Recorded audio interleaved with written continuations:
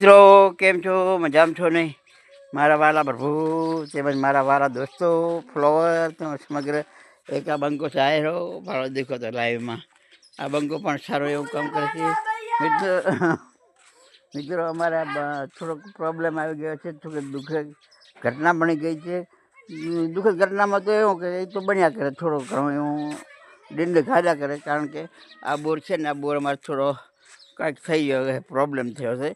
કાં તો કેનાલ ભાઈ પાઇપ ફાટી હોય, ઓલું શું કે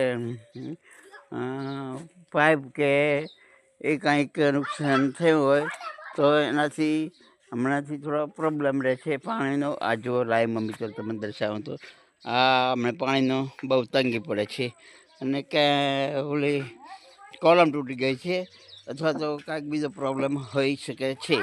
તો મિત્રો આ માટે અમે 2 દિવસથી પાણી એમાં નથી, તેથી અમે આમ તરતે તો નથી મળતા, પણ થોડો આ સારું એવું આજે ખોલી નાખીને છે, એટલે કાલ કે 2 દિવસમાં અમે સ્ટાર્ટ કરી નાખીશું અને સારું એવું પાણી પાછું બોરનું ચાલુ કરી નાખીશું.